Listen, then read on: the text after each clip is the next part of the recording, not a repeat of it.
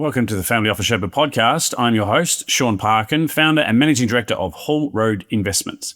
The aim of this podcast is to provide practical and implementable advice for those looking to build, manage, or service a family office. This is not, however, investment advice, so please check the disclaimer in the show notes. In this episode, I'm going to go through my plan if I had a $200 million liquidity event. This is the Family Office Sherpa.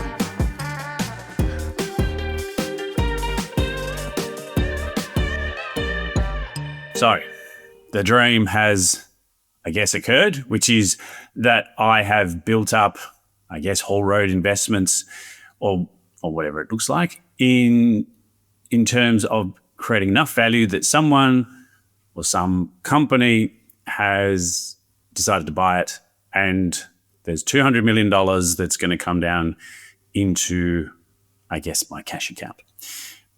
A wonderful and a little bit scary event for a lot of people, which is through a lot of blood, sweat, and tears, you've built this entity or this product or this service or whatever it ends up being, and then it's no longer a part of your day-to-day.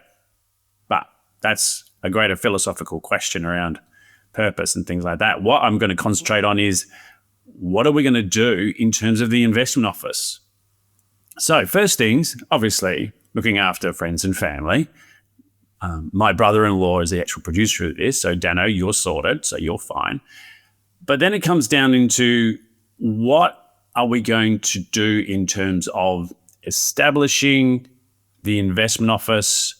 And now what I'm talking about here is post a lot of the legwork that should be done on things like purpose, getting some idea around what the process and things like that is in terms of what are we doing this for. What I'm going to concentrate on is the investment office.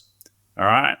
So the investment mindset is what we're talking about. So getting this liquidity is hard. From personal experience, this obviously hasn't happened yet, but it's very tough. It's very hard. And there's a certain element of luck involved. But the last thing you want to do after getting this extremely large amount of money for a lot of people is to lose it, or to have the corpus being eaten into by inflation, poor management, inefficiency, things that can be mitigated. You can't do anything about markets per se in terms of equity markets and things like that. But what you can do is have an investment mindset that is reflective of the purpose. So the investment policy is in place. As mentioned, this is quite lucky because I write and help with a lot of investment policies. So, there's an element of I have the skill set there. So that's in place. The first thing you've got to do, in my opinion anyway, before we talk about investments and things like that, is to get the structure, the legal and tax structure in place. I would never scrimp or try to do that myself or use anyone but the best in terms of getting that right. Pay up. Pay the fee for the good, the best of the best, because your children's children will thank you for it. So, but again, that's not what we're talking about here, but I just want to reiterate that point. Investment policy is in place. So what are we looking for? Well, I'd want steady and medium to low risk returns. Now, I know that a lot of people say that, but then you look at the investment portfolio and it doesn't look anything like it. So I would put that in my investment policy and I would stick to it. CPI plus a total return benchmark. CPI plus 3.5%, 4%, something like that. We're not like I said, there's a certain amount of luck involved with making this much money in one hit. But I don't want to have that same element of uncertainty or luck involved in terms of managing the portfolio. So we're not chasing luck, but we're also not hiding from inflation either. Some people talk about the rule of 72, which is quite a useful framing for this kind of thing, which is, over a certain period of time, the assets will double if you have an expected total return of a certain percent. Like, look it up, Google it, the rule of 72. It's quite interesting because a lot of family offices do say, over this amount of time, I would like to double the assets. And you go, well, this is the total, this is the return that you'll need to get there. So I would say all those elements are really what we're looking for from the investment policy, let's say. Now, $200 million is a lot of money, but for some investments, that's what you probably call, or institutional clients, things like that, call subscale in the eyes of some of the bigger managers. Now, what I'm not looking to do is provide big mandates to managers. I'm looking to utilize other people's aggregation. So what do I want to insource and what do I want to outsource? Now, I have a history in investments, so I like the idea of being a part of the investment management piece. But I also want to make sure that I tap into specialist skill sets and also size and research. And if you listen to the previous podcast episode where I talked about leveraging your counterparty spend, I am a good leverager of counterparty spend because I know how the sausage is made to a certain degree, especially on the asset management and wealth management side. So I know the questions to ask. So I think that's the sort of thing that I want to have control over. The other things to think about is like, how much heavy lifting can the office do, or do I want to do? And ultimately, that's what it comes down to. What do I want to do? If I wake up in the morning and go, I'd love to do this, or I wouldn't want to do this. There's an element of, if it's not a hell yes, it's a hell no.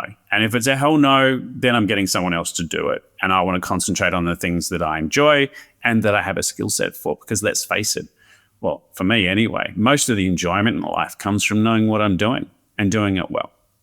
So, like I said, first step, get the tax and legal advice in place, get the foundations right from day one. So, like I said, from a personal point of view, I love investments, but I appreciate tapping into specialists, and I don't want to do a lot of the heavy lifting on data and aggregation and stuff like that. I like meeting managers. I meet managers all the time, so I'd love to keep doing that. I have a bias towards certain investment styles, so I want to make sure that I maintain that. And then there's an element of some light operations. Now, Whole Road is a big operations and technology business. And so therefore, over the last 6.5, 7 years, I've got a lot of insight into what that looks like. I've also got a lot of insight into the nitty-gritty day-to-day part of it, which is incredibly challenging and takes a significant amount of time sometimes. So I know what I want to do. So I want to light touch on the operations and more in depth on the investments. I want to know what we hold and why we hold it. I don't want to look at the portfolio and have no idea what this is supposed to be doing. I want to be engaged with it. I know what that's in there for. I know that manager. I know what that's trying to do. I really want to track performance against the benchmarks. I don't want to blindly delegate to people. I want to make sure that if I log in and I go, oh, okay, well, I know what that is. If something happens, I know what's going to happen there to a certain degree, how the portfolio should be reflected. I know what sort of cash is going to be spat out of this portfolio. I know what sort of liquidity requirements and liquidity we've got, all those sorts of things. So I've got to decide what I don't need to do, but I've got to oversee, okay? I've got to be comfortable that cybersecurity and data management's in place. Security of that information is paramount and something that people don't, unfortunately, put a lot of time and effort into. And again, if I speak about sort of the way that I've seen how the sausage is made and what good looks like, it's not just having good platforms in place. It's that cybersecurity or that secure middle piece between me and the outside world that needs to be tight. It needs to be secure. I need to be comfortable that all this time and effort and pain, well, not pain, but you know what I mean. Like it's not easy to make this money. It's all not just going to be filtered out or flitted away or stolen or something like that, or all these sorts of things that are happening now. So I can't reiterate that enough. Cybersecurity, getting your data secure. I need monitoring processes. I need to be able to I don't like surprises, to be perfectly honest with you. I don't like having this, I don't really know what's going on there. I'm not going to be that person that goes, I'm comfortable that I don't know that. I need to know that. I need to know not necessarily the date, like I said, the nitty gritty of it, but I need to be comfortable that what's in front of me is true, correct, and, is accurate. This is why you need trusted partners for oversight. I don't want to do it myself. I don't want to put all these pieces together. I want someone to do it for me that is tasked with that as an everyday business, that's their business. I'm in the investment management and governance business. I need someone that's in the business of that operational oversight. It's not going to be DIY, but it's not going to be hands-off either. And that gets me to the counterparty relationship, or in particular the advisor relationship. Like I said, I enjoy investing, but I need a foil. I need a sparring partner, not someone to fight with, obviously, but someone that can bring new ideas, but also, there's a personality fit there. I don't want someone that goes, yes, Shaun, that's exactly the way that I would do it. There's no notes here. I've got no alternative viewpoint. I've got no feedback around, have we discussed this, have we discussed it? That echo chamber, or that element of just constant confirmation, is not helpful. So I need someone, and I'm a people person. I like talking to people. I mean, I work a lot of the time, by myself, but I still love human interaction.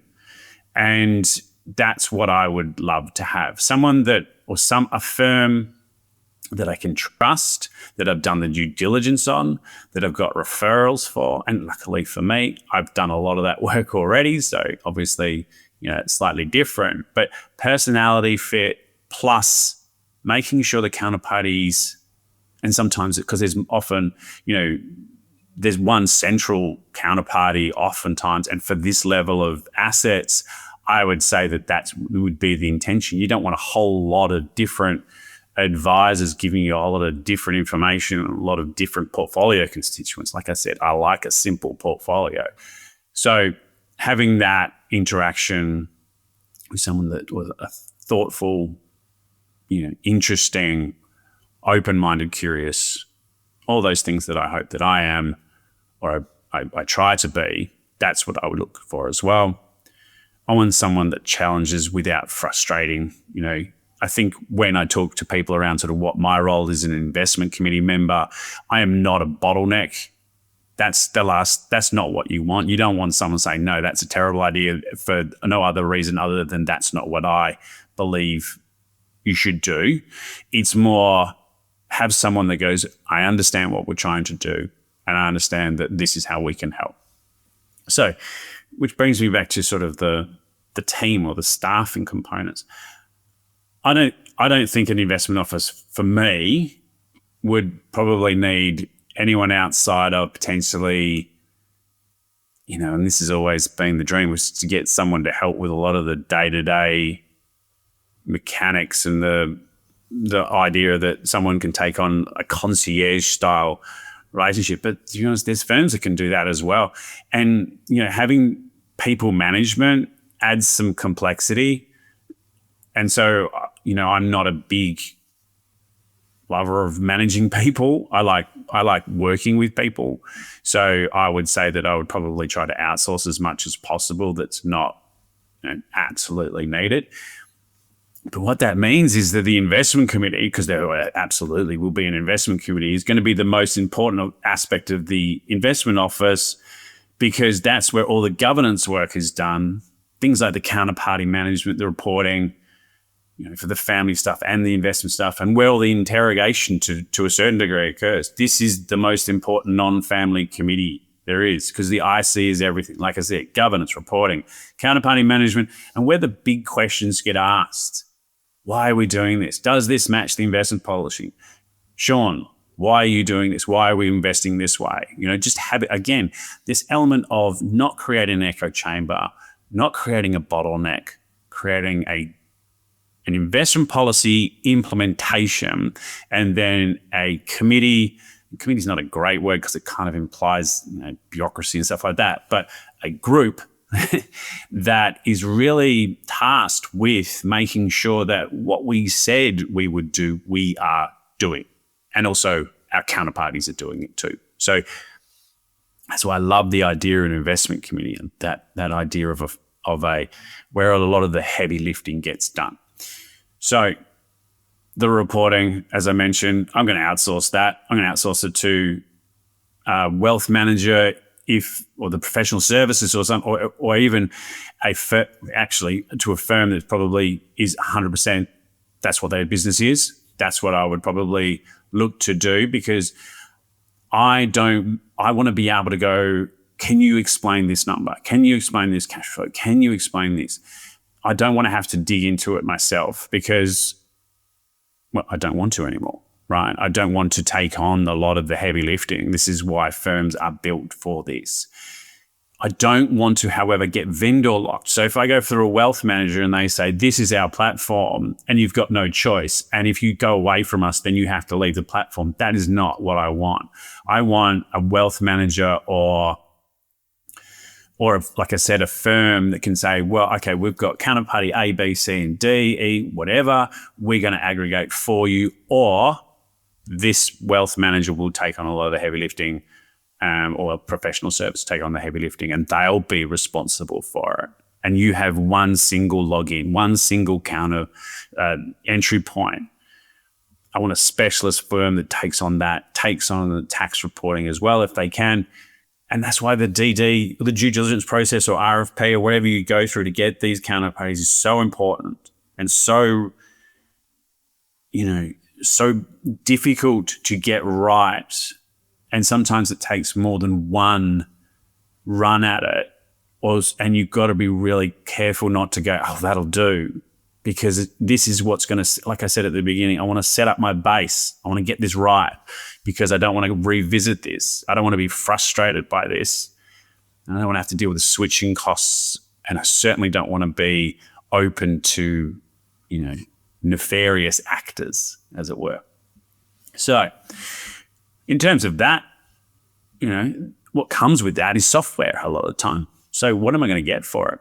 I think we're starting to see a lot of communication software, because if I think about my family unit and the extended family unit, which will be involved in this, getting some version of good communication software that's secure and is easy to use and includes things like document management and asset management. And when I say asset management, it includes things like, cars and stuff like that, and a house and all these things that can, get put into a drawer or a file or something like that. And you're like, where do I get it? Oh God, the bugbear of my life is finding documentation. And imagine if what money tends to breed is increased complexity, it would get even more complex. So I think that would just be paramount for me, just for peace of mind and security and data management and document management, all that good stuff, right? And so one source of truth for the documents and the asset management information. Yeah, just document management. Just think about it. It would be amazing.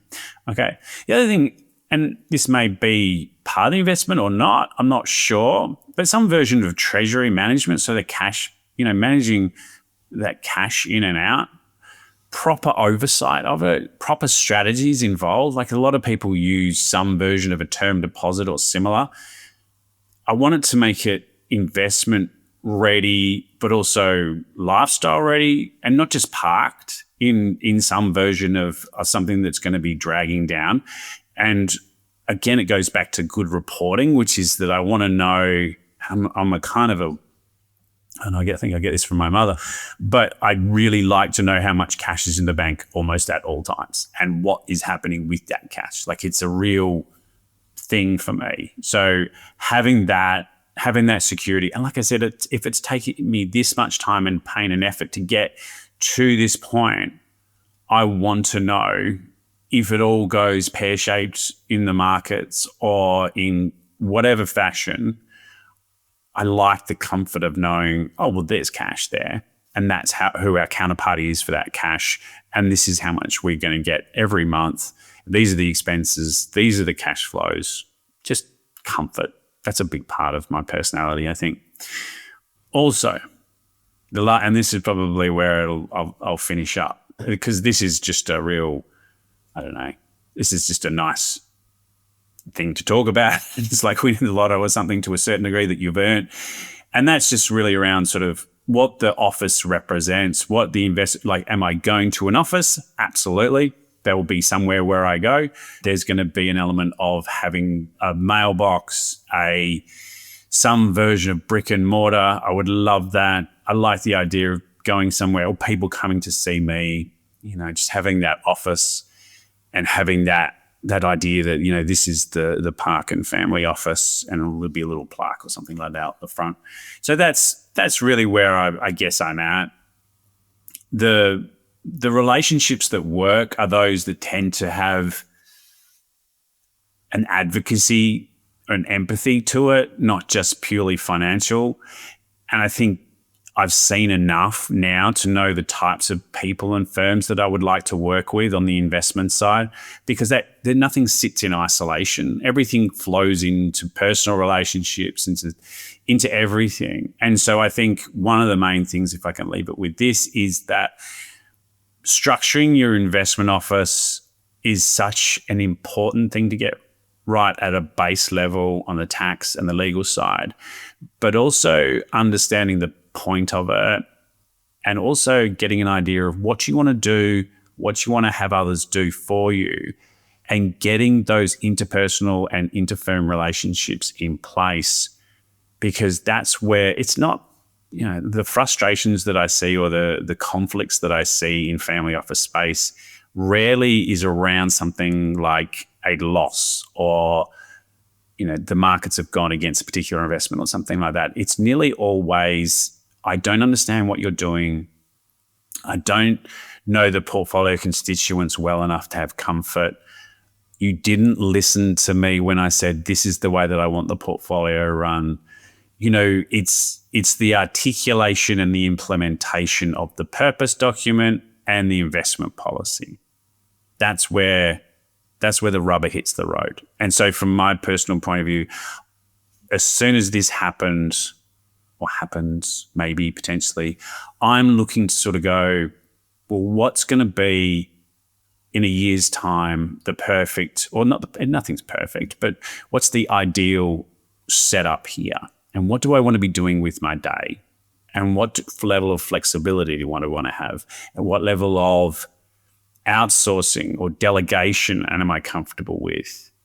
And what sort of reports do I want? Or the cadence, all these sorts of things. So these are all things to think about. So if you're out there and you've got potentially a sale, or you've got an embedded office, or you've got something like that where you go, well, where should I start? This is where I would start. And this is where I would start thinking about it and drawing up these mud maps and these component pieces and making sure it's like, well, that sounds cool. That sounds like something that I would enjoy, because let's face it, if you're not enjoying it, if it's not something you want to do, just give it to a firm to do for you. Anyway, hopefully that was of interest. I think it's one of the more fun ones to talk about. But if you'd like any more information, then please email me, Shaun, Shaun, @wholroad.com.au. You can find me on LinkedIn under my name. You can also subscribe to the newsletter at wholroad.com.au. Until next time, all the best. Thanks for listening.